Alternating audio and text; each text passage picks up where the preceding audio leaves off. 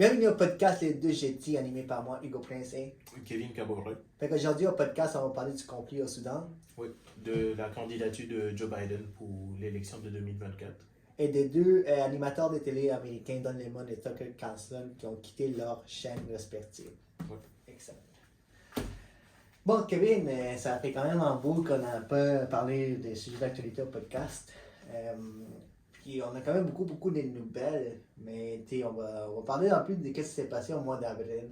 Ouais. Déjà. On va commencer par les Soudans. En Afrique, en Soudan, il y a un conflit au Soudan. L'Afrique, ce que j'ai lu, c'est genre entre les deux, c'est tout le temps les militaires, les deux militaires qui se chicanent, en fait, en quelque sorte. Qui essaie de prendre le contrôle. Ouais. Le 15 avril, il y a un déclenchement de lutte au pouvoir qui a été déclenché par le chef de l'armée Abdel Fattah al-Burhani et son numéro 2, Mohamed Abdani Daïlo, pour prendre le contrôle du Soudan. Okay? Mohamed Ahmadi est à la tête des forces de soutien rapide, c'est genre une armée, je pense c'est lui qui est à la tête de ça. Puis déjà depuis au mois d'avril, il y a eu comme presque 508 morts, 4599 blessés. Puis quand ils ont fait ça, c'était encore une entrée sous-estimée. J'imagine depuis on a déjà 2 mois là-dedans. C'est certain qu'on n'en parle pas beaucoup là. Ouais. Je ne vois pas vraiment de nouvelles de ce temps-ci. Oui, surtout que dans toute l'Afrique subsaharienne, il y a eu une série de coups d'État, de putsch, qui fait que, comment dire, il y a beaucoup d'instabilité. Je sais que récemment, au Sénégal, ça commence à Ouais, bouger. j'ai vu ça au Sénégal aussi, qui veulent ça sortir le président actuel. Au Mali, il y a eu un putsch. Au Burkina, ça date un peu, là, mais il y en a eu un. Comment ça s'appelle? Si tu.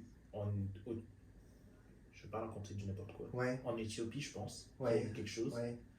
Fait que on pose beaucoup de questions sur à quoi va ressembler. Ouais, le Nigeria, il y a tout le temps eu, il y a comment ça s'appelle, Boko Haram, Ouais. qui est là, un groupe terroriste, qui a été classé terroriste, je pense. Je sais même plus s'ils sont classés terroristes. Ouais, mais Ça m'étonnerait pas. qui est là au Nigeria, qui fait quand même, ils sont là pressants, puis c'est pas stable non plus dans ce pays-là.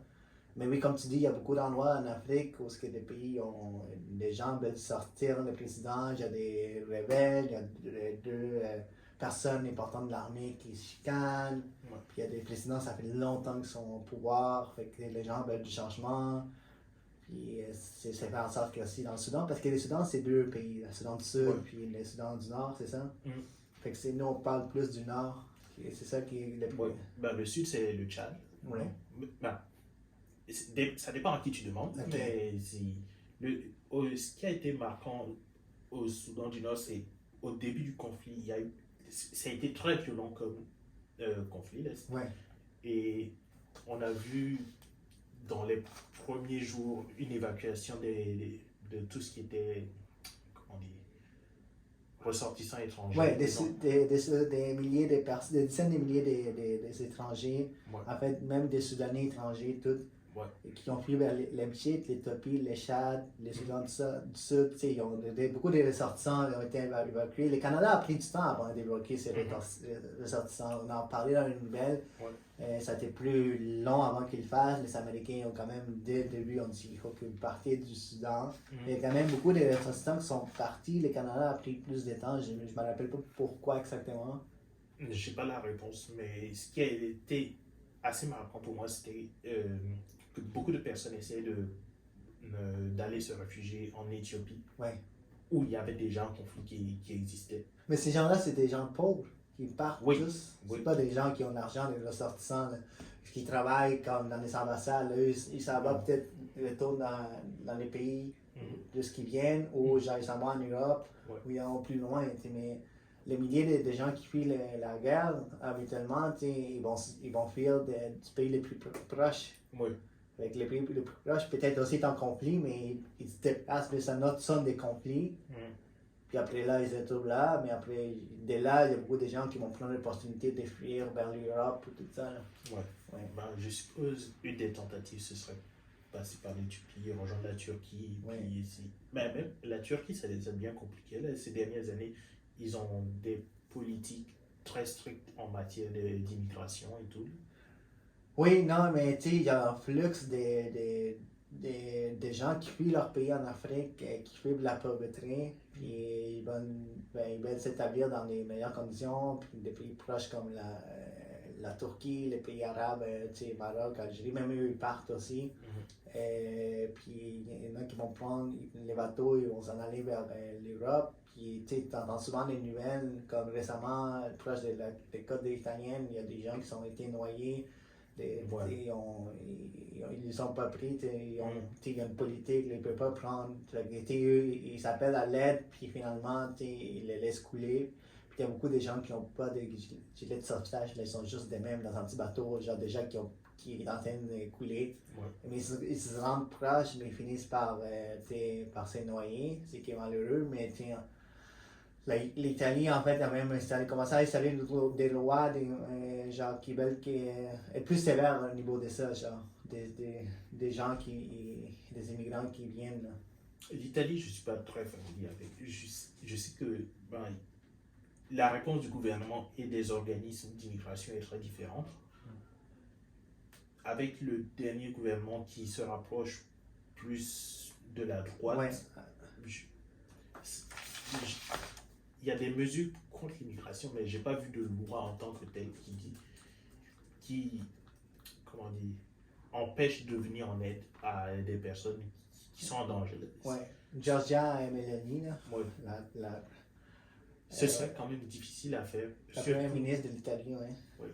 Je ne sais pas si tu te souviens de... Il y avait eu une photo il y a 10, 15, un peu avant. Du petit enfant, genre, Ouais, on l'avait trouvé dans la côte, Ouais. noyé, genre, Ouais, qui avait ça. les tours du monde. Oui, Ouais. oui, oui. Fait que je pense pas qu'après ça, il y a quelqu'un qui va tenter de dire venez pas en aide à eux. Mais depuis ce temps-là, il y a eu d'autres incidents, des accidents, des gens qui sont noyés. Récemment, comme je t'ai dit dans les nouvelles, il y a un bateau, des gens qui ont coulé, puis ils se sont noyés, ils se sont retrouvés après. Oui, qu'il y ait des bateaux qui coulent, je comprends, mais qu'il y a des gens qui peuvent porter assistance, mais qui ne le font pas, ça Mais j'ai vu, je sais pas si c'est comme, il faut vérifier, mais j'ai vu une vidéo, est-ce qu'il y a actual footage là, de la côte italienne, peut-être, qui reçoit une communication du bateau, puis ils disent on coule, on veut avancer, on coule, venez nous aider, puis ils disent non, retournez, vous ne pouvez pas rester ici, puis finalement ils ont coulé, puis l'Italie s'est fait vraiment dire,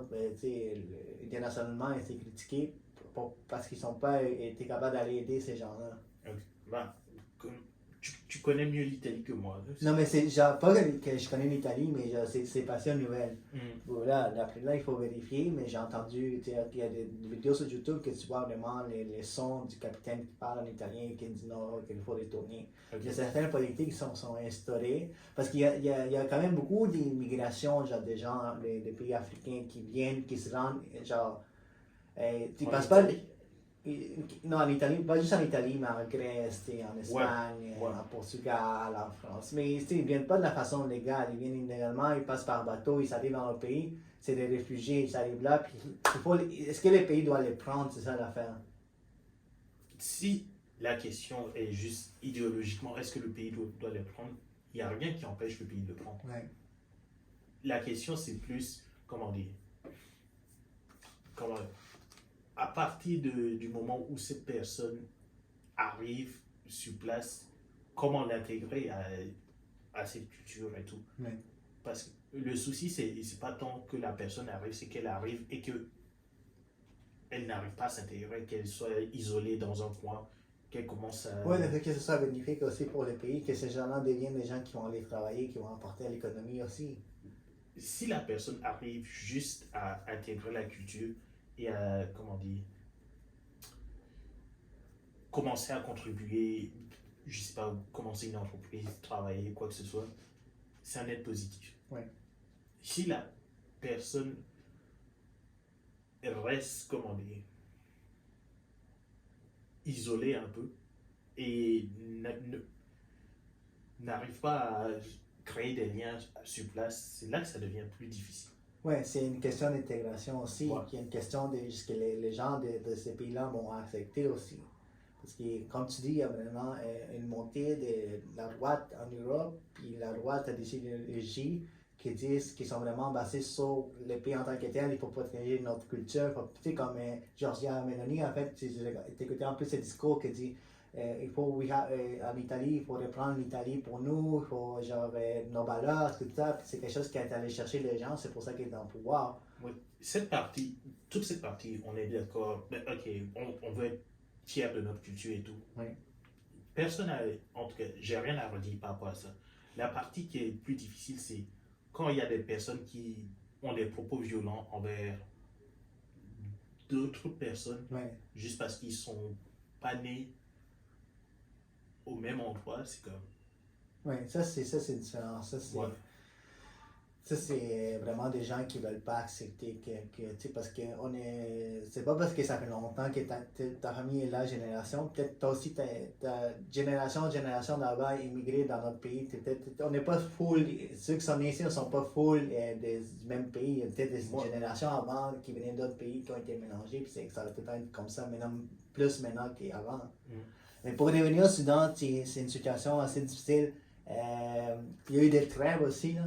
Il y a des trêves qui sont pour en temps d'arrêt. Puis, pendant les évacuations, ouais. oui. Puis chaque camp accuse l'autre de la violer, tu sais, la trêve. Ouais. De dire, ah non, c'est eux qui commencent.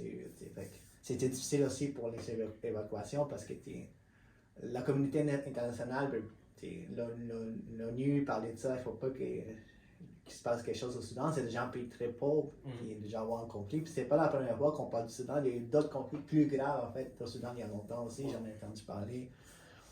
Puis même 70% des hôpitaux dans les zones de combat sont hors service, selon des syndicats de médecins. Fait que même là, t'as pas les hôpitaux sont même pas en service. Fait que les gens, bon là, ils sont pas capables de les aider. C'est déjà une crise. En ce moment, je sais pas si tu as entendu des nouvelles plus récentes. Non, je suis à peu près dans ces eaux-là. Dans les débuts, là. Ouais. C'est ça. Il y a quelque chose de. L'enjeu pour moi, c'était plus à quel point c'était difficile de m'informer sur ça. Parce que les quelques chaînes que je voyais qui parlaient du sujet, c'était plus des chaînes arabes, genre Al Jazeera, machin.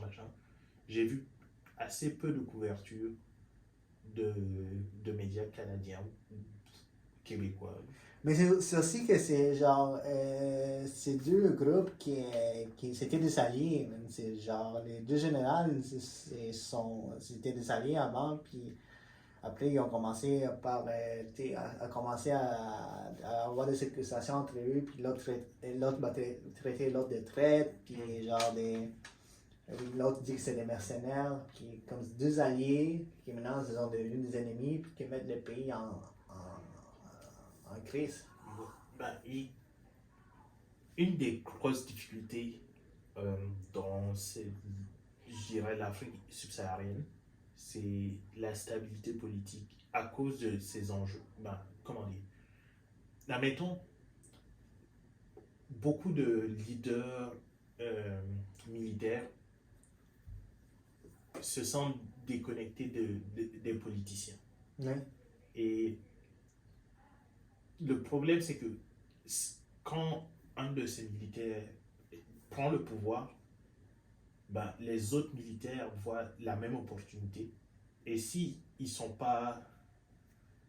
Je prends l'exemple du Burkina. Au Burkina, il y a eu un premier coup d'État. Ouais. C'était un militaire qui était au pouvoir. Et ben, les troupes militaires essaient de combattre contre... comment dire, ben, des islamistes. Ok. Mais son second prouvait que on ne les fournissait pas assez de matériel, assez d'armes ou quoi que ce soit pour le conflit. Mais vu qu'il a vu l'autre faire un coup d'État, ben, il s'est dit je vais en faire un autre juste après que lui en a fait. C'est ça. Et puis on se retrouve avec un nouveau leader politique, mais qui, comment dire, c'est un leader militaire plus qu'un leader politique. Okay. Il n'a pas étudié en politique. Ouais, c'est un leader militaire, il n'y a pas de développement là-bas, c'est comme, tu n'as pas besoin d'être politicien, tu prends juste les pouvoirs, puis tu vas régner comme tu par les armes, comme tu connais. Ouais. Si tu es chanceux, il y a des fois des militaires qui ont quand même, ils deviennent assez bons politiciens. Il y en a qui sont Ça prend des années. capables, il y en a qui ont cette facilité, mais ça prend du temps. Mais comme tu dis, l'autre prend le pouvoir, puis il dire c'était facile. Moi, je peux aussi aller chercher mon armée, puis. Parce que des fois, on prend le pouvoir, puis il promet des choses, puis après il dit non, tu vas rien avoir. Ouais, c'est ça. Fait que l'autre dit, mais là, je vais le faire en guerre, puis ça rentre dans une guerre entre les deux factions militaires. Parce que là, en ce moment, au Soudan, il y avait, depuis ce que j'ai lu, c'est pas encore une guerre civile. Les habitants ont des armes, oui, pour se protéger. Mais avant, il y a longtemps, il y a eu une guerre civile au Soudan. Là, vraiment, les gens. Maintenant, c'est juste deux factions militaires. Mais les gens commencent à s'armer pour se protéger. Mais ça se passe juste à Darfour, la capitale, à Darfour, qui le conflit est plus pressant. En dehors de ça, c'est correct. Mais ce qui paraît, ça pourrait se tourner vers une guerre civile. Mais c'est plus les gens qui payent les prix, là, qui doivent se déplacer. Il y a des gens qui meurent à cause de ça. En ce moment, c'est encore vraiment en conflit, il n'y a pas vraiment d'arrêt.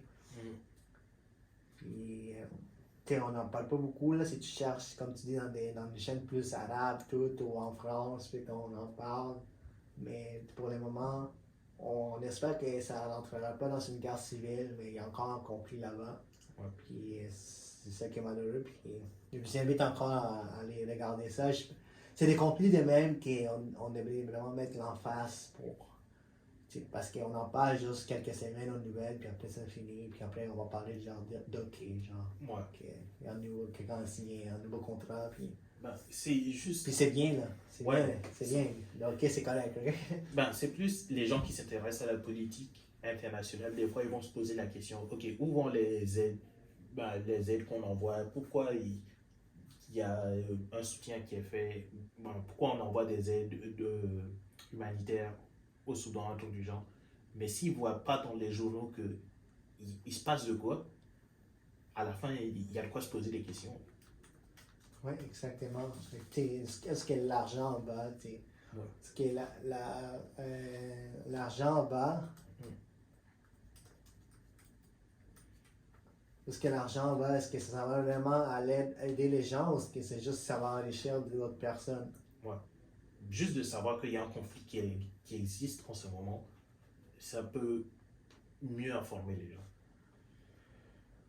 En fait, je pense que Darfour, c'est pas vraiment, c'est genre une partie du Soudan, là, c'est pas vraiment la capitale. C'est ça. Khartoum, c'est la capitale du Soudan. Khartoum, c'est la capitale, oui. C'est ça, Darfour, c'est vraiment au Soudan, mais c'est genre une partie de l'ouest du Soudan. C'est ça, excusez-moi. Je voulais vraiment vérifier ça. Oui. Comme j'ai dit, on voulait vraiment la mettre l'emphase sur ça. C'est une nouvelle quand même que ça date un peu, mais c'est encore un conflit, il ne faut pas oublier. On n'en parle pas. Peut-être que la violence est moins grande, mais c'est encore là. C'est ça qui se passe. Là, on va parler un peu des deux animateurs de télé américains. Deux vraiment populaires, on va dire, vraiment dans leurs chaînes respectives. Là.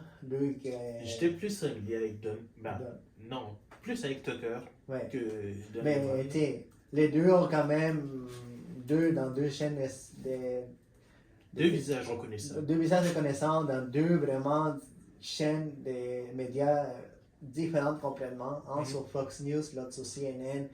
Il y en a un qui est plus gauche, l'autre est plus droit. Tu le vois dans la façon qu'ils vont dire les nouvelles. Moi, c'était deux chroniqueurs. Ouais, deux chroniqueurs qui travaillaient pour les chaînes. Mais c'était quand même. Il y en avait un qui était quand même devenu les visages de Fox. Tucker Carlson, c'était lui. Genre. C'est lui qui avait l'émission avec le plus d'audience. Oui.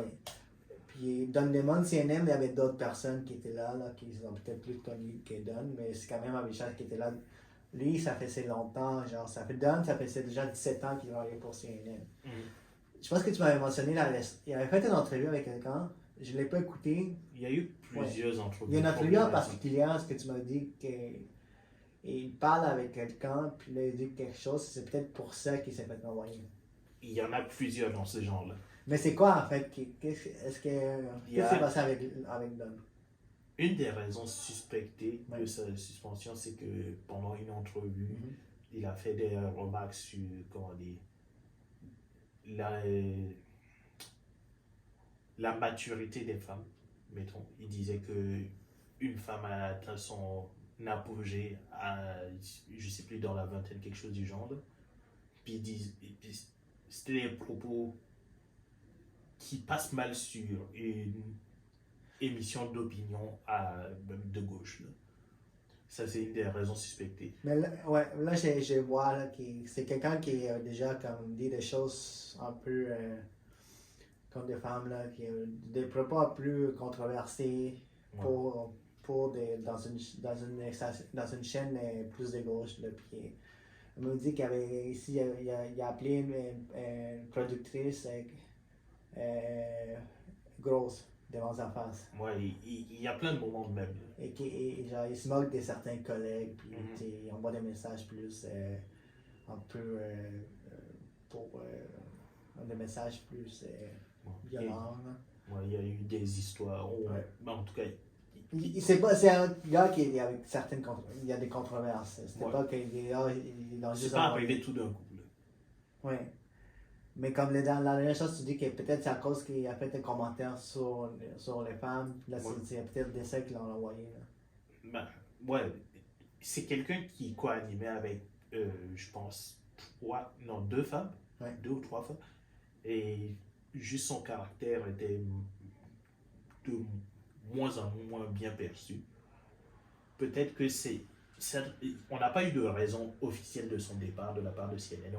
L'annonce était quelque chose dont on a décidé d'aller dans des chemins différents. Ouais, mais on pense peut-être à cause de son caractère. Ouais, et après ça, il a juste fait un message sur Twitter. Ouais, il a fait un message sur Twitter, il dit qu'ils n'ont même pas eu la décence de lui dire directement, tu sais, quelqu'un de management. Puis il y avait, en aucun temps, il n'y avait aucune indication qu'il n'allait pas pouvoir continuer faire son travail. Parce qu'il aime vraiment la chaîne, il aime vraiment CNN. Il dit que c'est clair qu'il y a des issues, des problèmes plus larges que ce qu'on voit. Puis comme tu dis, CNN, ils ont dit, au début, ils n'ont pas répondu, mais ils ont dit, le CFO, il a dit, on lui a donné une chance de rencontrer le management, puis il l'a pas fait. Ouais. Fait que lui, il a embauché son avocat direct pour poursuivre CNN, parce qu'il y avait un contrat qui était valide jusqu'à 2026. Fait que j'imagine si un contrat il doit se faire payer, je sais pas s'il l'a réussi, mais un contrat, on n'a pas de respecter, il y a des clauses. On verra pas, ben, en tout cas, il y aura un procès, mais, ou un règlement, mais on n'a pas eu de mise à jour par rapport à ça. Ouais, parce que ouais, c'est ça. Ce qui est particulier, c'est quelqu'un d'autre, Tucker, qui a dit qu'elle a commenté Miss Haley qui a dit Miss Nikki Haley, c'est ça, l'ambassade gouverneur de la Caroline du Sud. Puis là, lui avait dit que Miss Haley n'est pas dans son prime, quelque chose comme ça, au mois de février. Ouais. Là, les gens, ok, c'était sexy, c'est tout. Ouais. C'est ça que tu dis exactement, que genre une femme est considérée dans son prime, comment tu dis prime en français, genre apogée dans sa vingtaine, trentaine, peut-être dans sa quarantaine, dans cette partie-là. Il a dit, je fais juste dire des facts, des vérités, Google it. Ouais, Google it. I was like, yo, celle-là, c'était pas bon. C'était pas la bonne phrase.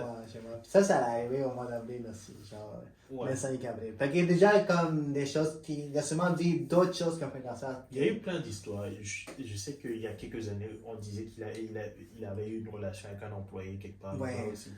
Plein d'histoires. Fait que Don Lemon, c'est ça, il s'est fait envoyer. C'était quand même une surprise, mais peut-être qu'il a déjà pas son caractère, on n'en sait pas plus. On va peut-être rechercher.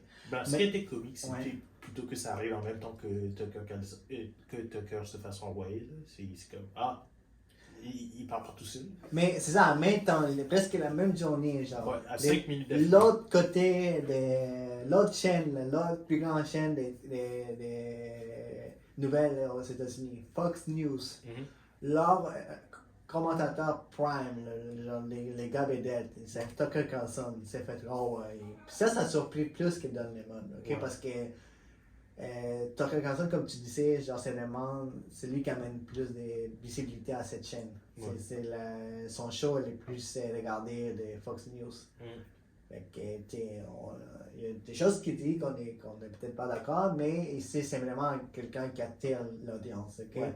Ben, ce qui est malade, c'est que, ok, il y a eu la semaine, c'est pendant la semaine où il a interviewé, non pas, c'est pendant la semaine où il a interviewé Trump. Ouais. Fin de la semaine, vendredi, il fait son show, clôture habituelle, fait que on l'a pas laissé revenir faire son show d'adieu, genre. On lui a juste coupé l'herbe sous le pied. Mais lui, il savait que ça allait se faire envoyer. Non. Mais c'est aussi. Ouais. Fait qu'il dit que ça a été vraiment envoyé, selon le rapport, par les propriétaires Murdoch. Lui-même qui a dit renvoyer. Ben, ça n'a pas été confirmé, mais une des suspicions, c'est que. Parce que il y a eu une enquête par rapport à la machine à vote de. Mais en fait, c'est parce que lui, Carlson il était insistant sur beaucoup des choses qu'il dit. Quand il dit des choses, il dit souvent que c'est genre juste des commentaires. C'est rien de. Même pas ça. C'est que il y a eu. Fox a été poursuivi en justice après comment dire. Ben, Dominion. Exact. Les machines de vote, ouais. Oui. Et on a montré plein de communications de personnes de Fox News, dont Tucker, Laura Ingraham, plein de personnes qui critiquaient la campagne de Trump. Ils disaient que ils savaient que la campagne n'était pas une fraude, mais ils le disaient pareil. Oui, c'est ça. Mais après, il y a eu des preuves que c'était pas ça, puis Dominion a gagné la poursuite. Et dans ces communications, il y avait plein de messages où Tucker Carlson critiquait Donald Trump, Murdoch, les propriétaires. Parce que lui, il savait qu'en même temps que c'était tout ce qu'il disait là, c'était pas vrai, mais c'est parce que Fox News voulait pousser cette narrative-là. C'est même pas le narrative. Il disait, on a besoin de stopper une des personnes qui voulait modifier ce discours-là, parce que les actions de Fox étaient en train de baisser. Fait que c'était pour... Lui, il possède des actions de Fox. Fait que Tucker, lui, c'est vraiment genre dans ses messages privés que tout ce qu'il disait à Fox News, c'était pas vrai, surtout sur les machines et tout. Ouais, il disait, arrêtez, il faut qu'on vire cette personne. Les actions de Fox sont en train de baisser, ça ne fonctionne pas. Pourquoi il voulait Tucker voulait qu'on vire cette personne? Parce que cette personne disait autre chose? Ouais. Cette personne disait que c'était... qu'elle ne rentrait pas dans la narrative de Fox. Ouais, puis il disait que non, les machines étaient correctes, puis tout ça. Que Trump était une fraude, machin, etc. Que c'était tout ce qu'il dit, c'était un mensonge. Puis, mais Tucker suivait vraiment la narrative de Fox. Lui, même s'il savait que c'était pas vrai, lui, il continuait à dire. Ouais, il disait ça, mais c'est pas tant qu'il. Il dit qu'il croyait pas à la il l'a jamais dit publiquement, je pense. Non, dans les textos, il disait qu'il croyait pas, mais tu sais, quand il allait devant la caméra, il disait qu'est-ce qu'il fallait. Et clairement, dans les textos, on montre que c'était pour que les actions de Fox restent à un bon niveau. Ouais. Il ne faut pas que les gens commencent à dire des choses qui ne sont pas dire. Puis il disait aussi que dans ces textos que fraude, Trump c'est une fraude. Puis lui-même il disait Tucker Carlson c'est moqué, genre. J'ai même vu genre. Aux États-Unis, je pense qu'il faut vérifier, mais genre dans une auto, j'avais comme une publicité où ce que tu lis ces messages textes, il parle de Trump. Ça, tu avais vu ça? Non, là, il dit quelque chose comme Trump, c'est genre une fraude. Puis là, il met ça avec sa face, ses messages textes. Là, les messages textes, il disait ce qu'il critique Trump. Là. Ouais. Mais à ce qui paraît, c'est que comme Fox News, il a été renvoyé parce que. Il a par ordre critiqué. du propriétaire Rupert Murdoch. J'ai rien vu qui dit explicitement que c'est Murdoch, mais toutes les personnes qui se sont prononcées sur le sujet disent qu'il a critiqué Murdoch et on suspecte que c'est Murdoch qui a dit. Comment dire? Il y a un des fils de Murdoch qui aime bien Tucker, là, mais le père, genre. Le père peut-être qui n'aime pas Tucker. Ben, ça fait longtemps qu'il dit qu'il aime pas. Là, Ok. Mais il gardait parce qu'il était populaire. c'est ça. Mais là, lui, il dit parce qu'il l'a envoyé à cause qu'il y a une poursuite de discrimination qui a été faite par un ancien. C'est producteur. l'employé. Ça, c'est la version qu'ils ont dit. Fait qu'ils l'ont Ouais, envoyé. ça c'est la fille que je disais qui est. Elle qui voulait qu'on en sorte. C'est elle qui a fait ça. C'est ça, là. Fait qu'ils ont décidé. Fait que, en même temps, c'est parce que là, on savait que l'histoire des machines était complètement fausse, ce qu'ils ont dit. Fait qu'ils ont dit, mais là, il n'y a plus l'opportunité. Si on pense que le Murdoch ne l'aimait pas, il dit, mais non, on va juste Même si on va perdre beaucoup d'audience, c'est le temps de le faire sortir. Ouais, c'est devenu un problème de trop pour Fox. Ouais, c'est ça. Il est trop. C'est un gars qui a trop des. C'est un gars qui se laisse pas faire, là, qui est trop gros. Fait que là, c'est Ben, comme.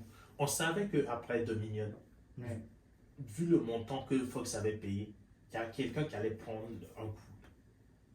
Ouais. Il y a des têtes qui allaient tomber. Ouais, c'est ça. Il y a quelqu'un qui allait prendre le coup, fait Ouais. qu'il dit ça va être lui. Fait que là, déjà qu'il y avait peut-être une animosité entre les propriétaires et lui, il a dit ouais. Puis là, lui, il faisait des menaces, il a dit ben là, on te sort. Mais ça, c'est quand même assez gros parce que c'est quelqu'un qui qui a amené les gens chez Fox News. Là, je sais pas qui ont mis de la main, il y a d'autres animateurs, mais tu sais, il n'y a pas des gros noms. Là. Mais c'est. Contrairement à Don Lemon, que j'ai pas vu ça depuis qu'il s'est envoyé, je sais pas qu'est-ce qu'il fait, peut-être qu'il fait.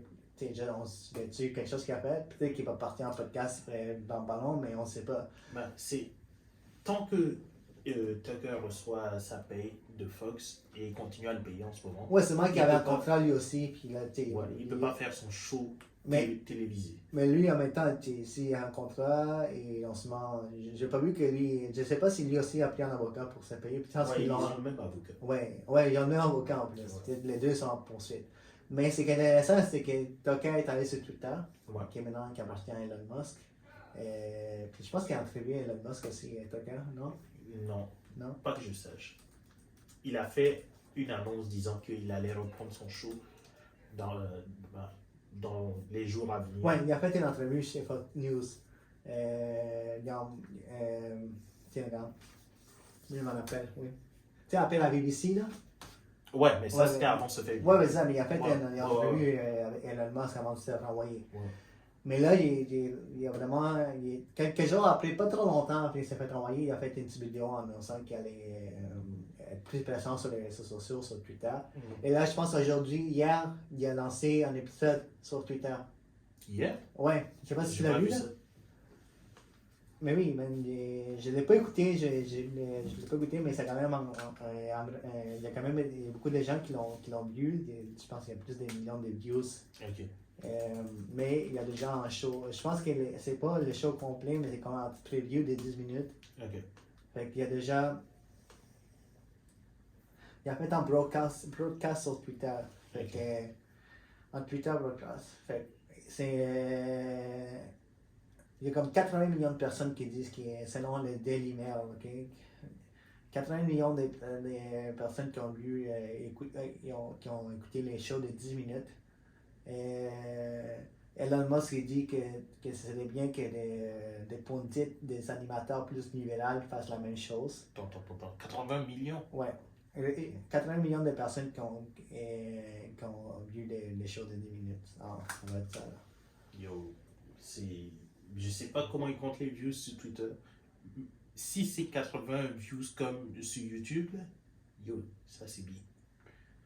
Fait que Elon Musk aussi a retweet les clips, là, fait que c'est certain. Ouais, mais même à ça, 80 millions de personnes. Là. Le premier épisode de Tucker Carlson, le show de Tucker Carlson, qui était vraiment. Parce qu'il avait annoncé quelques jours après son envoi qu'il allait faire un show sur Twitter de 10 minutes, a attiré plus de 80 millions de views en moins de 24 heures. Ouais, non. I don't know about that. 1 million de views dans la première heure, publié le 6 juin. Les critiques ne sont pas convaincues et juste disent que c'est amateur. Ouais, c'est plus le chiffre, genre 80 millions de views en 24 heures. Man. Je connais. Regarde ton sel, va voir sur Tucker Carlson, dis-moi c'est combien en ce moment. Va sur Twitter. Donc, Pour comparaison, genre les Tucker Carlson Tonight, c'est son show sur Fox News, avait en moyenne 3,1 millions de personnes qui regardaient. Ouais, c'est ça, c'est que, yo, 80. Chaque soir. Mhm.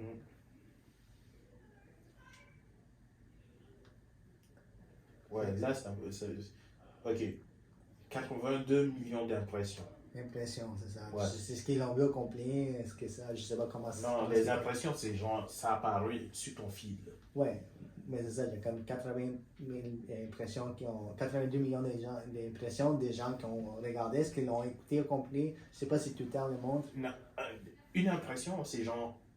Tu le vois, oui, tu le vois. Il y a des gens, c'est ça, 80 millions, 82 millions d'impressions. Ouais. C'est pas 82 millions de personnes qui ont vu, mais c'est quand même, c'est plus gros que comparé à ses codes d'écoute quand il faisait son show. Là. Ouais, clairement. Ok, attends, je vais Il y a beaucoup de gens qui disent que ce qu'il fait sur Twitter en ce moment va vraiment changer les futurs des médias. C'est plus indépendant, plus journalistique et citoyen. Mhm. Tant que lui, c'est un journaliste professionnel. Là. C'est pas quelqu'un qui décide de se lancer en journaliste qui n'a pas vraiment d'expérience. Lui, c'est déjà comme. Il a déjà un certain argent, puis il y a seulement une équipe derrière ça. Là. Mhm. Les gens disent que, bon, comment tu dis ça, ceux qui l'appuient disent que c'est genre quelque chose pour la liberté d'expression, l'accès à l'information, puis c'est gratuit. Il n'y a pas de ad, il n'y a pas d'interruption, il n'y a pas de subscription. Là. Il n'est pas en train de te dire, t'es inscrit à quelque chose. Pas encore. Parce que aussi, Twitter a quand même changé maintenant avec Twitter bleu, tout. Puis le fait que tu peux mettre des vidéos de plus longues. Elon Musk veut vraiment que les créateurs de contenu viennent sur Twitter. Tucker, c'est devenu un créateur de contenu. Ouais. Puis là maintenant, mais grâce à Twitter bleu, Twitter va commencer à payer les créateurs de contenu. Un peu comme YouTube fait. Ouais. Ben, j'attends de voir comment ils vont structurer leur programme. Parce qu'en ce moment, Twitter Blue, tu payes pour être promu dans l'algorithme. Ouais. Ben, comment dire? C'est pas le genre d'algorithme qui va attirer des créateurs de contenu. Ouais, mais ils sont payés pareil par le nombre de views, c'est un peu comme YouTube ou tout ça, aussi différent. Ben, Mais Elon Musk a dit que les créateurs vont se faire payer. Il faut juste qu'ils soient subscribe to Twitter Bleu. Exactement, mais c'est ça la différence. C'est, comment dire, tu vas pas créer ta carrière sur Twitter. Là. Tu vas déplacer une audience de quelque part sur Twitter. Ouais, c'est ça, c'est tellement difficile de créer, genre de sortir de nulle part sur Twitter, vraiment. Là. C'est faisable, mais c'est pas aussi facile que ça l'était avant. C'est comme Tucker a déjà une audience, il paye Twitter bleu, il y a l'exception qui va avec les vidéos plus longues, puis là, parce qu'il est dans ce programme-là, le nombre de views et tout ça va se faire payer, c'est certain. Certains, s'il le fait sur Twitter, je sais pas s'il va le faire sur YouTube. Je sais pas s'il y a une version plus longue, c'est juste 10 minutes. Sur Twitter, c'est 10 minutes, puis dans le premier épisode, Tucker, il attaque l'Ukraine, il sympathise avec le président Vladimir Poutine, puis il dit que les UFO, les extraterrestres sont réels. C'est ça, en fait. Ouais. Mais je sais pas si c'est juste 10 minutes, il y a une plus long, mais les gens l'applaudissent et disent que ça va changer vraiment le futur des médias. En tout cas, lui, il a commandé après se faire envoyer. Il a vraiment, genre, il n'y a pas de problème. Là. Il est en train de commencer mais, autre chose. Ouais. Les restrictions qu'il a, c'est plus. J'imagine qu'il ne peut pas aller encore sur les plateformes où Fox crée du contenu. Mais tu penses que, genre, peut-être qu'il n'est pas sur YouTube à cause de Fox News? Ouais. Ben, si Fox crée du contenu sur YouTube, Facebook, des plateformes vidéo plus, il y a peu de chances qu'il puisse continuer à être payé sur son contrat et produire ce contenu-là. Soit il abandonne son contrat, soit il s'intéresse à des segments où Fox n'avait pas commencé à développer des activités qui n'étaient pas complètes sur son contrat, mettons. Mais là, c'est parce qu'il dit qu'il a décidé de faire son chose sur Twitter parce que c'est une façon plus libre Ouais, ça c'est de l'excuse. discuter les problèmes Ouais. Elon Musk du aussi jour. disait que. Les problèmes du jour, là, des issues du jour. Ouais. Puis sans être supporté, genre, sans avoir des supports de tout ce qui est des modèles anciens des médias, là, sans avoir des supports des chaînes de médias. Ouais, Elon Musk aussi disait que il supportait Twitter pour la liberté d'expression, mais c'est lui pareil qui a, comment dire, supprimé des messages dans la campagne en Turquie et tout. Là. Mais j'imagine que lui, il dit ça parce que, tu sais, sur YouTube, peut-être qu'il y a des ads, que des fois, c'est des compagnies, des médias qui font des publicités, fait qu'ils payent YouTube, puis là, tu sais, là, il ne veut pas aller sur YouTube, tu penses que c'est tout pour ça? Il va pas. À moins qu'il ait décidé de ne plus vivre en utilisant de la publicité, ce qui est impossible en médias. Non. Bon. Mais, tu sais, lui, au moins, il y a des projets qu'il fait. Fait que, tu sais, il y a une partie des gens qui le supportent, l'autre partie, les gens qui ne veulent pas le voir du tout. Mais il est dans une plateforme où Elon Musk veut accueillir d'autres commentateurs de même.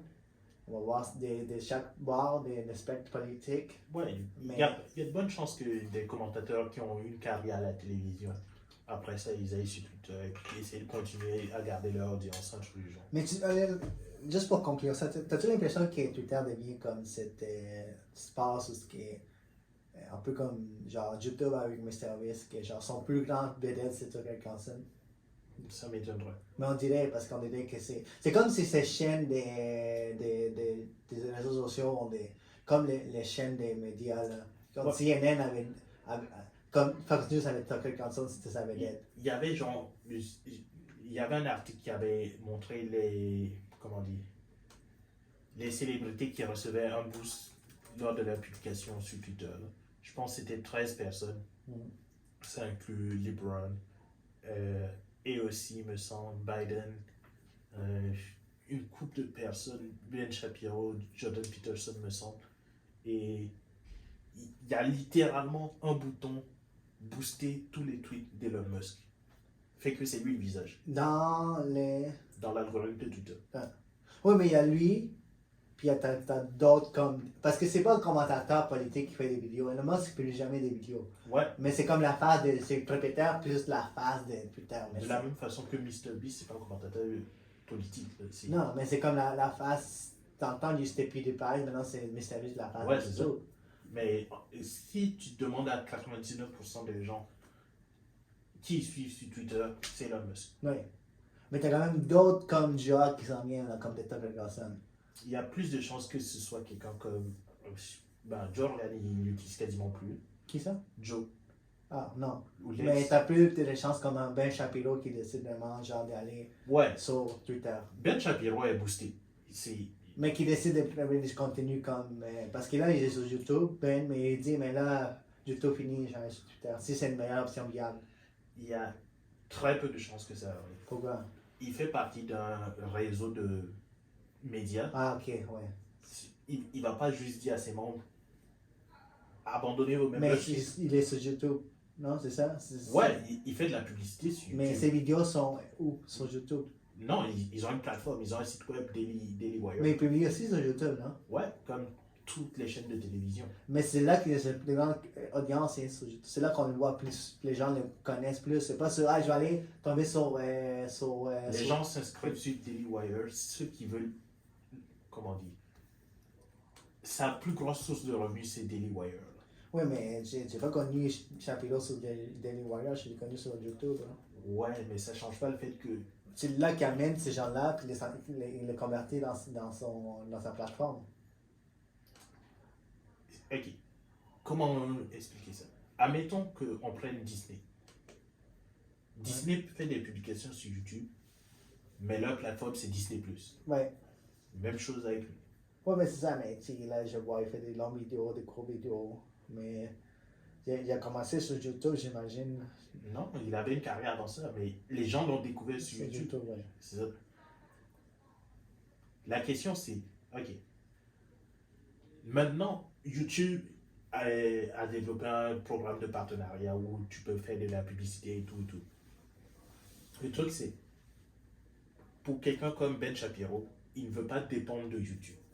Ouais, c'est ça. Fait que il a sa plateforme. De la même façon, je le vois très peu vouloir dépendre de Twitter, surtout au vu Mais événements. Twitter est peut-être plus favorable à son contenu que YouTube l'est. Parce que YouTube, des fois, ils ont tout ce qui est un peu trop, qui n'est pas dans leur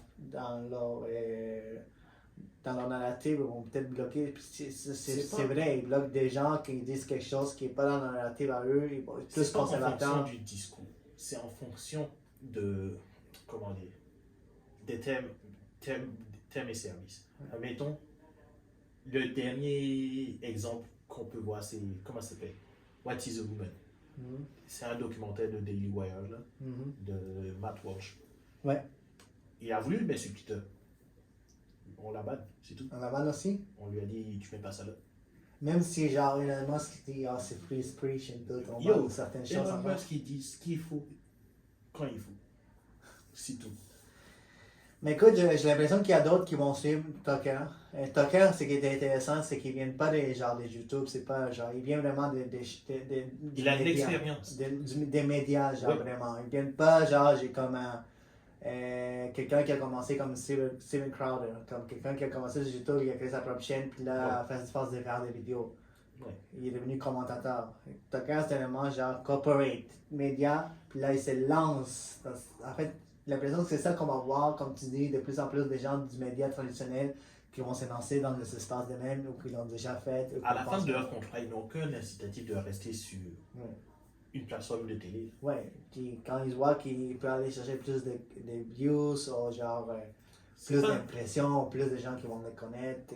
C'est pas tant un problème de views, c'est plus quand tu sors d'un contrat de télévision, tu as des clauses de non-compete pendant des années. Ouais, 200 moyennement, 200-300.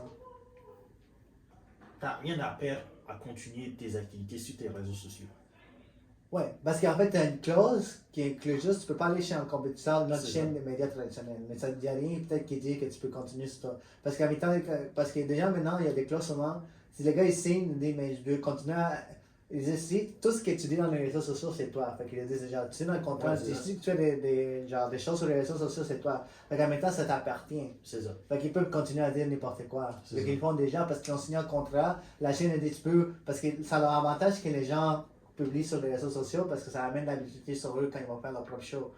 Fait qu'ils disent, mais non, ça c'est tes réseaux, tu peux faire n'importe quoi. Parce que les médias traditionnels, ils ne voient pas encore que c'est vraiment les médias, les réseaux sociaux, leurs compétiteurs actuels, pas les autres chaînes.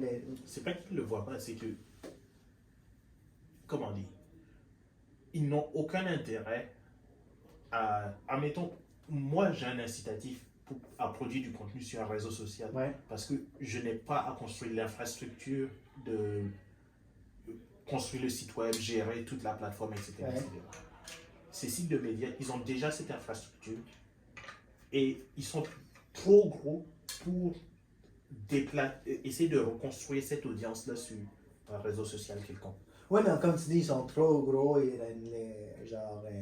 vraiment, ils sont déjà bien établis. Là, tu sais, de commencer ça sur YouTube, puis là, tu sais, ils vont pas mettre leur prime host sur YouTube. Ils vont regarder parce que sur notre chaîne, parce qu'on veut que ça l'attire. C'est notre modèle d'affaires est bâti sur ça. On va pas mettre. On va pas dire quand Tucker était chez Fox News, ils vont pas dire on va prendre Tucker, on va mettre sur YouTube parce qu'on veut qu'il soit ça là. On veut non, on va le prendre. Ils vont mettre, ils ont des chaînes YouTube, mais c'est genre des gens qui. Des voice-over, des gens qui font des voix sur des vidéos, des nouvelles, ou des commentateurs qui sont pas très. Sont genre à midi, qui font les nouvelles des midi. Là, tu comprends? Le truc le plus difficile pour les organisations médiatiques, c'est de trouver des partenaires qui veulent faire de la publicité sur leur plateforme. Ouais, ça c'est.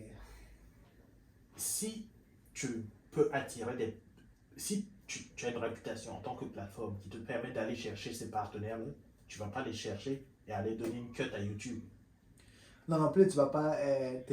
Parce que tu sais, ceux qui font la publicité, ils vont faire la publicité sur YouTube, sur ta vidéo, mais l'argent, c'est à YouTube. Mais ils mettent sur. Leur publicité apparaît sur ta vidéo et tu as souvent gagné une partie, mais la plus grande partie, ça va à YouTube. Oui, mais ces plateformes-là, elles vont aller chercher directement, je sais pas, Dove ou Nestlé ou quoi que ce soit pour leur dire, venez faire votre publicité sur notre plateforme. Non, ouais, c'est ça, mais tu peux pas amener tes clients dans une autre. Tu peux pas amener, ok, on va aller sur YouTube, mais là, toi, il faut que tu ailles parler avec YouTube parce que nous, on n'a pas le même contrôle. Tu vas participer, tu vas recevoir de la publicité, mais ça va être AdSense. Tu n'as aucun contrôle sur la relation. Tu sais pas, 99% du temps, tu sais pas qui fait la publicité sur ta chaîne. Exactement, c'est juste une publicité de même. C'est ça. Tu sais, ça a été longtemps avec YouTube, il y a eu des publicités du groupe terroriste ISIS qui étaient déjà été diffusées dans les vidéos, là, puis là, tu sais, dans la controverse, les compagnies ont tout le monde s'est tiré. C'est sorti de YouTube, puis ils sont revenus, là, mais les publicités des mêmes, genre, maintenant ils sont plus stricts, mais là, maintenant tu peux avoir n'importe qui te met une publicité, toi tu chaînes des nouvelles, puis des fois l'algorithme te met une gars qui parle de n'importe quoi. Ok. Mais ça c'est pour ça, on va voir ce qui va se passer, c'est vraiment intéressant au niveau de comment les médias changent, comment est-ce que les commentateurs, maintenant, c'est eux qui se lancent sur YouTube, puis sur Twitter, sur les réseaux sociaux, puis on va voir ce qui va se passer. Et Tucker vient toujours de lancer son premier épisode, on va voir où est-ce que ça va lui mener. Là, pour notre dernier épisode, en fait, on va parler de Joe Biden. Ouais, let's finish 2024, qui dit « Let's finish the job, doit terminer le travail. » Quel travail, je sais pas. Ça dépend. Mais quand je discute avec les gens ont des perspectives très différentes sur Joe Biden. Écoute, tu peux pas faire tout dans son seul mandat. Ok? Tu peux pas, genre, la plupart des présidents font 2 mandats. Ouais. C'est pas tous qui ont les 2 mandats. Mais... Ma question, c'est, en termes de politique, mettons, toi, tu as connu combien de présidents? 3, 4? Ben, je pourrais dire Bill Clinton. Ouais. Clinton, Bush, Barack, Trump et Biden. 5. Okay. Clinton, j'étais déjà né. Okay. Je peux pas dire Bush père parce que j'étais pas encore né, mais j'étais presque à sa fin. Okay. Mais Clinton, oui, un petit peu. En termes de politique d'administration des affaires, qui a été le plus efficace selon toi? Dans l'administration des affaires du pays, genre? Qui a connu le plus de succès et, mettons, donne son plus grand succès et son échec le plus gros. Mais écoute, au niveau de l'administration générale, mais moi je dis au niveau de l'impact qu'il a eu, ça c'est l'image, le branding, ça, je sais pas au niveau de ce terme administratif, Barack Obama c'est comme celui qui a eu le branding le plus grand, l'image le plus grand, c'est le premier président afro-américain, c'est comme l'image, le brand, c'est Barack. Mais celui qui avait été, si tu me demandes à moi juste demain, je pourrais peut-être te dire Clinton qui a eu une administrative, je sais pas là. Je dirais, si on parle de marketing, là, je dirais que Clinton a eu beaucoup. C'est difficile de quantifier à quel point Clinton était populaire. Mais tu peux-tu comparer ça à le Jazz Weekend? Yeah. Yo, il y a des gens, comment on dit, leur vie, c'est Bill Clinton. Démocrate et républicain. Mais on dit que c'est plus Hillary maintenant que Bill. C'est comme Hillary. Comme, vois-tu, Clinton, c'est plus elle qui est depuis les 5-6 dernières années, c'est elle qui prend plus la parole que Bill. Bill, on dirait qu'il est moins présent médiatiquement dans les entrevues toutes. Ben, Bill, c'est comment on dit? Alors que tu vois, Barack est encore... C'est plus la même position que, comment ça s'appelle? Barack Obama a eu pour endorser Biden. Ouais. Bill Clinton a fait la même chose pour Barack Obama. Ouais, c'est juste ça. Mais là, toi, tu parles au thème administratif. Au niveau, je parle pas de branding. Ouais, niveau politique, administratif. Ouais, c'est qui? Biden est de loin le président qui a eu le plus de succès au niveau de, comment dire, nombre de mesures passées et succès réussi. avec les 5 présidents réunis, là, Ouais. Biden, c'est lui qui a fait les choses qui a fait le plus là, Ouais. en seul mandat. Là, Ouais. qui a passé les plus de lois au niveau de l'infrastructure, Ouais. au niveau des Au genre, niveau des comment dire, si on parle chômage, comment redresser la coupe de l'emploi, il a eu un impact massif. Là, je pense que présentement, le chômage est quasiment au plus bas. Au niveau de, comment ça s'appelle, des dettes étudiantes, il a pardonné une grande partie des dettes des étudiants. ouais. Au Aussi, niveau, il a quand même été, il a dealé aussi un peu avec le coronavirus, c'était quand même un peu là. ouais, le, le, le plus gros défaut de ça, Il a fait des choses pour les changements climatiques, ouais, au niveau du contrôle des armes à feu aussi. ouais, Il a quand même passé des mesures plus strictes. ouais, les critiques qu'on peut adresser à Biden, c'est les mesures qu'il avait prises quand il était vice-président, ou quand il était impliqué dans des rôles plus bas, comme c'est lui qui avait mené la campagne contre la drogue, et le War on the Drugs. Et récemment, on dirait plus sa gestion, le retrait de l'Afghanistan, ça va être. C'est un gros coup. C'est même pas tant un gros coup, c'est que ça va être utilisé comme une arme contre lui. Parce que peu importe le président qui se serait retrouvé dans cette situation, au point où il était, il n'y avait pas une bonne façon de s'en sortir. Mais comme tu dis, ici, les taux de chômage sont plus bas depuis les 50 dernières années. Fait que l'économie montre des signes de résilience. Aussi, le Federal Reserve, il y a des intérêts qui ont monté, mais l'économie,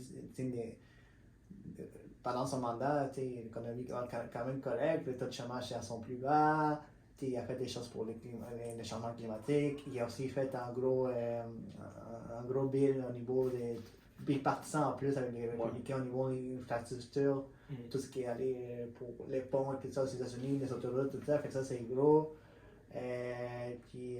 La partie qui est difficile avec Biden, c'est que comment dire, c'est les personnes qui s'opposent à son régime, l'opposition en général, ne s'attaque pas à est-ce qu'il est efficace ou pas, il s'attaque à sa réputation. Mais en fait, les attaques qu'il y a eu, c'est surtout genre, au niveau de son fils, Hunter Biden, ses connexions avec différents autres gouvernements, puis Hunter Biden laptop, puis tout ce qui se passe.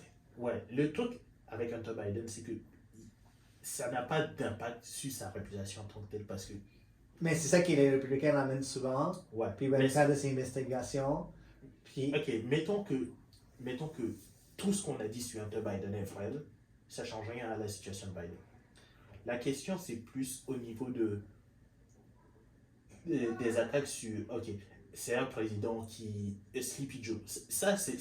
Et on s'attaque souvent aussi à son âge, à sa temps de santé. Le fait aussi, comme tu dis, Sleepy Joe, puis il y a des vidéos qu'on voit vraiment, il ne faut pas faire se dire qu'il a l'air vraiment correct. C'est une personne qui est c'est déjà les présidents les plus âgés qui a élu les présidents qui a été le plus âgé qui est élu, là, genre, déjà son premier mandat. Là. Oui, il est âgé, mais comment dire, ok, admettons, s'il y a eu des moments similaires avec Trump, ça n'a pas été le sujet de la conversation parce que les gens n'aimaient déjà pas Trump. Oui, mais là, comme tu dis, déjà là, il y a les présidents les plus vieux qui ont été inaugurés en 2021. C'est déjà là. Puis s'il fait un deuxième mandat, à la fin de son deuxième mandat, il va avoir genre 86 ans, genre. Ça va être le plus sensible, le plus vieux. Là. Trump n'est pas beaucoup plus jeune. La question, c'est plus, comment dire, la discussion qu'on a en ce moment, c'est impossible d'avoir cette discussion à une grande échelle. Ouais, tu veux dire? D'expliquer à quelqu'un qui connaît Biden juste de réputation à quel point, en termes de politique et d'administration, il a été efficace pour les États-Unis. Ouais. Mais on se focus souvent sur son état de santé. Ouais, c'est ça. L'effet que tu le vois, je sais pas si quand tu le vois tomber, tu le vois des fois quand il parle. Tu sais, c'est vrai qu'il lui a déjà un problème ça fait longtemps des prononciations. Tu sais, il a dit déjà. C'est un problème qu'il avait été quand il parle, il y a une certaine prononciation, et ça c'est déjà connu. Mais des fois, quand tu l'écoutes parler, on dirait qu'il est perdu. C'est ça qu'il focus souvent. Des fois, c'est juste des petits clips. Des fois, on ne sait pas si c'est le contexte actuel. Mais tu vois, des fois, il tombe. En marchant dans les escaliers, il tombe, genre. Ouais, il y a plein de moments comme ça. Le truc, c'est que, comment dire, la critique de sa politique, c'est ça. C'est ça. Les gens ne lisent pas la politique. Mm. Ceux qui s'intéressent à la politique voient les changements qui ont été faits par l'administration de Biden. Ouais. Mais l'élection qui s'en vient, ça va se jouer beaucoup. Il y aura beaucoup de populisme si c'est Trump, d'une part, et même si c'est pas Trump, comment dire? Qui vont voter pour Biden pour contrer Trump, genre. C'est ça que tu dis? Non, je pense que la campagne des républicains va être axée sur du populisme plutôt que sur... Tu veux dire quoi par populiste? C'est pas un président cool. Trump. Biden. Ok, Biden. Ouais. Ça va être contre lui. Okay. Ouais. Il va laisser les chaud, il va pas être en santé, il va peut-être décéder pendant son deuxième mandat. Là, déjà qu'il tombe. Là. Ça va être plus des attaques sur sa santé plus que sur son côté administratif. Puis il y a des choses comme tu disais tantôt, c'est comme. Parce que c'est même marqué, son approval ratings a vraiment descendu à cause vraiment de ce qui s'est passé en Afghanistan. Ça, c'est vraiment les plus gros coups. Là. Ouais. C'est de là qu'il y a vraiment une chute au niveau de l'approbation qu'il y a comme des votes. C'est en Afghanistan, ça c'est quelque chose qui vont souvent revenir sur ça. Dépendamment qui gagne les côtés républicains, on sait pas. Il y a des nouveaux qui se sont lancés, Ron DeSantis, Mike Pence, Chris Christie. Ouais. Là, tu as Donald Trump, il y a d'autres personnes. Mais ça va être une attaque sur son état de santé et sur le fait qu'il soit en Afghanistan. Sur l'Afghanistan et sur la crédibilité des. Comment dire? Des instances de vote. On en avait parlé dans un épisode avant, tout le processus qui était mis en place pour que des républicains se mettent en position de décisionnaire dans certains espaces, etc. Ah oui, tout ce qui est, comme tu dis, pour contrer la fraude électorale, puis là, ils vont aller dans les électorats, puis ils vont mettre des gens qui sont vraiment plus pro-républicains, en fait, ils vont faire en sorte qu'il y a il y en a un podcast, ça, je sais pas c'est lequel exactement, mais genre, c'était quoi le monsieur qui a fait la vidéo? Johnny Harris. Allez sur sa chaîne YouTube, Johnny Harris, c'est ça?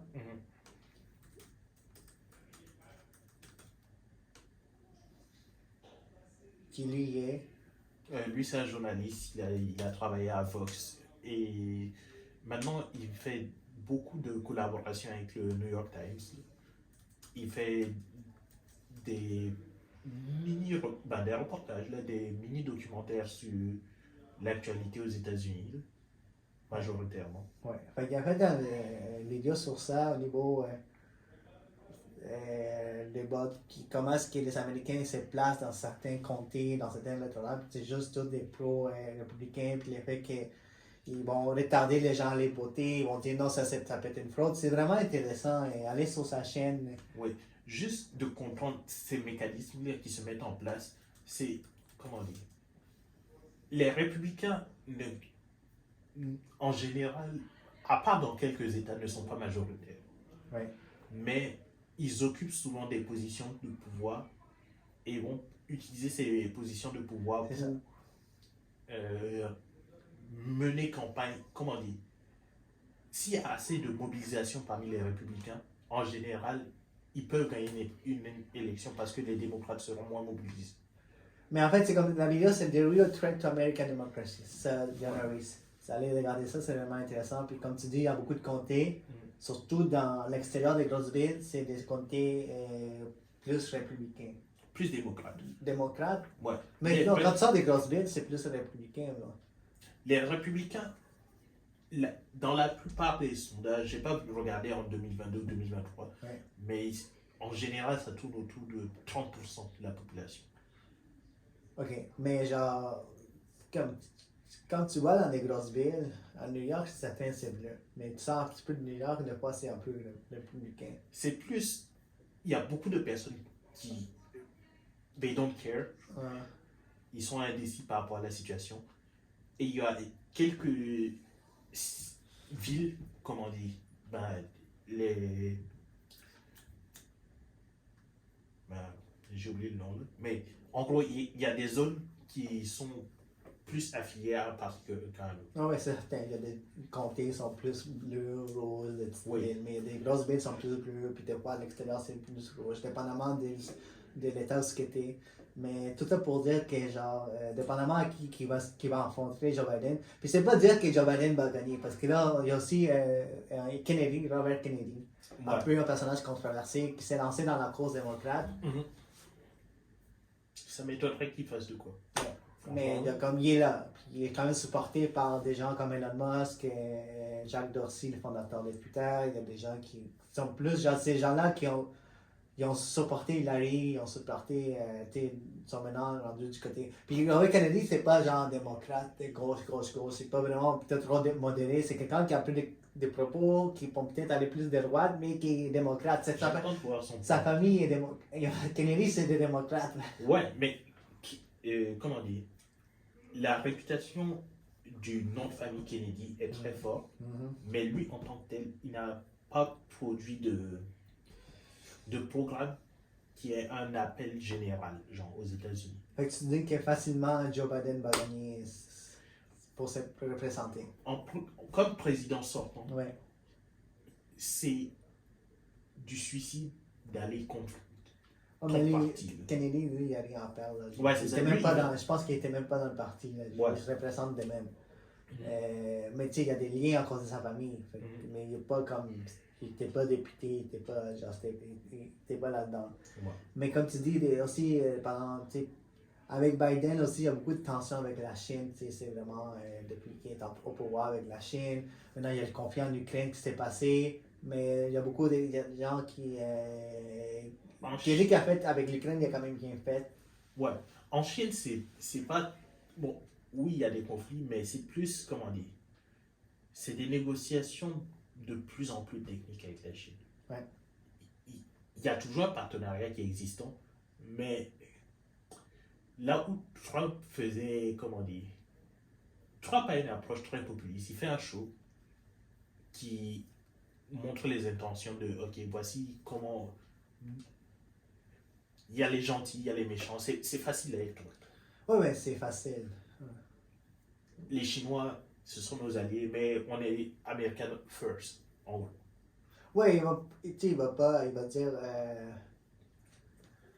Pour lui, si lui est président, tout est sous contrôle. Ouais. Genre, il va dire. We got it. We got it. Ouais, il va dire tout. Xi Jinping, c'est mon ami, j'ai sous contrôle. C'est Vladimir, c'est mon ami, j'ai sous contrôle. C'est ça. Kim Jong-un, Kim, c'est mon ami aussi. Rocketman, c'est mon ami, qu'il dit. Là. Ouais. Ouais. Mais quand on C'est parle. lui-même qui a appelé le gars Rocketman, c'est pas moi. Là. Ouais. Mais là, on parle de géopolitique qui sont assez compliquées, surtout avec, ben, comment dire, les derniers mouvements de la Chine autour de Taïwan et tout. Les États-Unis, ils ont des engagements envers Taïwan. Écoute, oui, mais ils ont des engagements, surtout avec Taïwan, il y a Microchip qui sont produits là à Taïwan. Même pas ça, ils ont dit, ok, donnez-nous vos armes à Taïwan, on vous protège en échange. Mais tu sais que maintenant, comme Joe Biden a passé une loi pour amener l'industrie de microchip aux États-Unis aussi. Ouais, Il ne faut pas dépendre de c'est un Taïwan. programme qui va se dérouler sur les prochaines 20 années. Mais aussi quand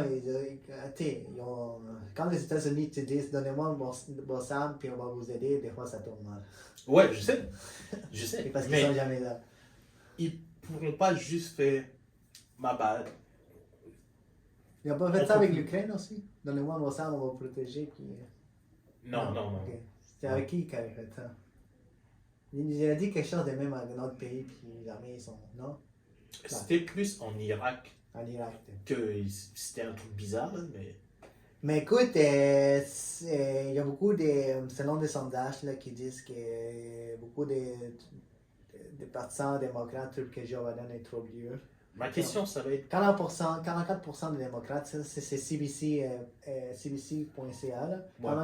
Selon un sondage de Reuters Ipsos, 44% des démocrates disent que Biden est trop vieux, puis 35% des républicains disent que Trump est trop vieux à 76 ans. Ouais.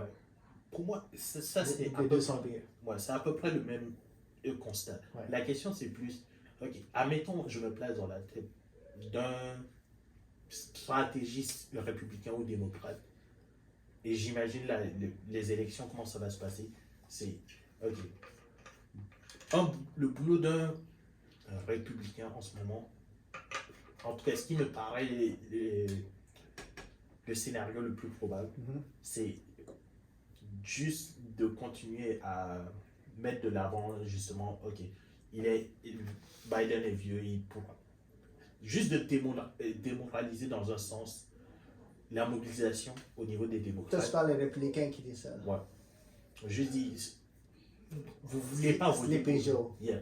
Okay. Basically. Dire, voici comment il a traité les personnes qui nous ont aidés en Afghanistan, des trucs du genre. Vas-y, pourquoi lui, les Peugeot, tout ce qui passe en Afghanistan, c'est pas un leader. Ouais. Et pendant ce temps-là, continuer à mobiliser les personnes, les républicains qui sont... Ouais. Dépendamment qui gagne du côté républicain, comment est-ce qu'il va faire ça? C'est quoi la narrative qu'il va avoir? Ouais. Mais déjà, je sais que n'importe qui gagne dans le côté républicain va attaquer son âge, son état de santé. C'est déjà quelque chose qu'ils font déjà, puis ils vont commencer. Surtout si c'est Trump. Trump, c'est lui qui a créé les Peugeot, ouais. C'est lui qui a dit ça. Ouais. L'autre version, c'est ok. Si c'est Biden qui se présente, il y a qui représente les démocrates, et pour moi, il y a genre 95% de chances que ça arrive. Ouais. C'est est-ce qu'il garde. Ouais, il a gardé sa vice-présidente, là, mais je ne sais pas à quel point il va l'impliquer dans sa campagne. Ouais. 2, est-ce qu'il arrive à. Comment dire? Montrer à quel point il a été efficace. Dans son deuxième mandat? Ouais. Ok. Fait que là, tu sais pas s'il va regarder Kamala. Il l'a gardé, il l'a annoncé avec elle. Ok. Mais elle n'a pas eu une bonne représentation au niveau du grand public. Ouais, c'est ça. Elle n'a pas été trop mise de l'avant. Ouais. Tout le temps été Joe Biden. Ouais. Pourtant, c'est la première femme vice-présidente. Ouais. Je comprends. Mais écoute, c'est 2024 s'annonce chaud au niveau des élections américaines. Est-ce qu'on va avoir un rematch entre Biden et Trump? Selon beaucoup de sondages, 75%. C'est possible. Ça va être un autre show, ça va être des attaques personnelles, et tout ça. Mais là, Mais, ok, je retire ce que j'ai dit. 65% de chance. Parce que, d'après moi, si DeSantis a décidé de lancer sa campagne, c'est qu'il s'attend à ce il croit gagner, là? Il s'attend qu'il y ait quelque chose qui arrive qui empêche Trump de continuer sa campagne. Mais en même temps, ok, peut-être parce qu'il y a des poursuites criminelles, Trump aussi, mais en même temps, est-ce que tu penses, si DeSantis ne gagne pas, est-ce que tu penses que Trump va le nommer vice-président? Non, non, jamais. Okay. Yo, les deux ils ont des têtes décrochants, je pense. Si Trump ne gagne pas, peu importe qui gagne, he's fucked. Ouais, non, s'il ne gagne pas dans l'année prochaine, je pense qu'après ça, il va être trop vieux pour se relancer. Puis peut-être que là, ses chances vont être vraiment minimes. Puis là, peut-être, maintenant, tous ceux qui le protégeaient maintenant, bon, ça a arrêté. Puis là, les poursuites, bon, ils vont avoir plein d'autres poursuites. Puis là, c'est fini. Puis là, les républicains, même ceux qui l'appuient, sont des ultras, genre MAGA, on les nomme, vont dire, mais là, ils ne gagnent plus. Peut-être qu'on va les voir en jeune comme DeSantis. Si DeSantis fait bien dans les sondages, puis là, il arrive en deuxième, puis il n'y a pas trop grands écarts. Au niveau des MAGA, c'est plus un truc de, ok, le scénario idéal pour un républicain, que ce soit DeSantis ou quelqu'un d'autre, c'est Trump se fait inculper, il ne peut plus participer, le républicain dit, ok, ils ont condamné notre président, allons défendre la démocratie, machin. Ouais, mais... Et là, il peut récupérer la base. si ça c'est quand il est nommé président ou c'est pas nommé président? Non. Mettons Trump, ok, mettons DeSantis, on prend l'exemple de DeSantis. Les deux vont au coude à coude pour la présidentielle du parti. Ouais. Si Trump se fait inculper, Ouais. DeSantis, au lieu de dire c'est sa faute, January 6, c'était lui, nanana, il dit voici le deep state qui attaque notre président. Allons protéger la démocratie, allons montrer que les républicains sont là. Ok, si DeSantis gagne pour être président. Si Trump se fait inculper dans ce conflit. Ok. Là, il peut pas être nominé. Ouais. Là, lui, DeSantis, c'est le meilleur choix. Lui, il va dire. Ils ont attaqué notre président. Là, pour aller chercher MAGA, il va sortir ce narratif-là et dire qu'ils ont attaqué, nous, quand on va arriver au pouvoir, on va l'aider. Ouais. Il n'y a aucune autre façon que je vois présentement de récupérer MAGA. Ouais, MAGA, c'est rendu comme un culte. Là, ouais, c'est tout. Même du côté républicain, il y a une faction genre MAGA, genre. C'est comme rendu vraiment genre culte. C'est même plus genre votre Trump, c'est genre plus que Trump. Ouais. Fait que DeSantis, pour aller chercher ça, il faut qu'ils tournent ces narratifs-là. Ils ont inculpé l'ancien président. Nous, on va aller prendre le pouvoir, on va changer tout, on va le libérer. Blablabla. Et s'il veut faire ça, s'il veut aller chercher ces côtés-là. Ouais. Sinon, l'autre move ça m'étonnerait que ça se fasse, mais ça pourrait se faire. C'est si Biden peut solidifier, comment dire, l'appartenance des républicains au système, c'est après toute cette campagne, admettons que Biden gagne. Peut-être pas dans la première année, mais troisième année de son mandat, il pourrait pardonner Trump. Pour Biden, il faudrait qu'il fasse ça. Pourquoi? Juste pour récupérer la base de républicains, machin, qui travaillent qui sont encore affiliés à Trump. Au niveau des de l'administration. Politique, tu parles pas des gens, là. C'est au niveau de. Ça va monter, ça va aller chercher, mais ça va pas changer. Toi, tu parles vraiment du côté genre du Parti républicain. C'est ça. Les gens qui vont être plus à Biden pour passer des lois et tout. Ouais. Mais je pense pas qu'ils savent aller. Parce que les gens à l'extérieur de Washington qui suivent vraiment disent que c'est rendu un culte. Ouais, même si lui fait ça, they don't care about Joe Biden. Ouais, ils vont pas le permettre. Mais tu penses que certains politiciens, s'ils donnent dans le temps qu'ils passent quelque chose, se font inculper, ils pardonnent.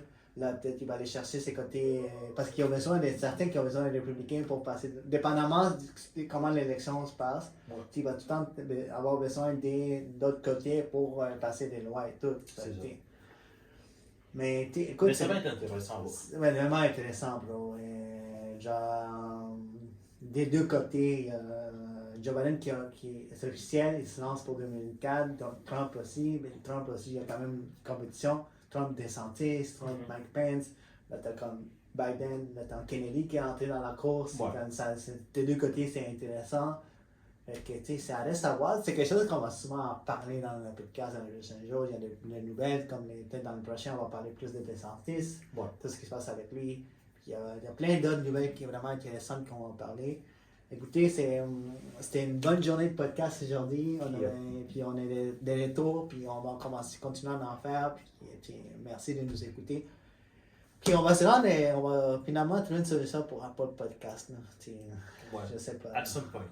On va trouver quelque chose. Mais sur Spotify, vous pouvez nous écouter. Il y a une version vidéo sur Spotify. Si vous voulez nous voir, allez sur YouTube. On travaille sur la chaîne YouTube d'Eclipse. On travaille sur la page Facebook, sur l'Instagram. On va avoir plus d'invités. Puis c'est ça, on va continuer à faire des podcasts. Right. Bonne semaine. Merci Kevin, puis merci à vous. Je ne vais pas dire d'épisode parce qu'en fait, on est rendu à l'épisode 26. 25, 26. Je vais faire Amélie 30, mais je vais le mettre dans mon ordi tout de suite pour le garder. Là. Parce que même si, mets-le dans la chaîne backup. Ouais, je vais le donner tout de suite au cas où. Même. Ouais. Mais je vais le lancer au 30e. Right. Fait qu'il fallait en faire 3 sauts. On va le faire 3 sauts. On a plein d'actualités en fait. Celui j'aurais pu. Mais toi, Ça va peut-être tendre les journées, là, parce qu'on a fait 2, 3 de suite. 2 de suite. Mais c'est là, ça va juste durer 30 minutes et minutes. Yep.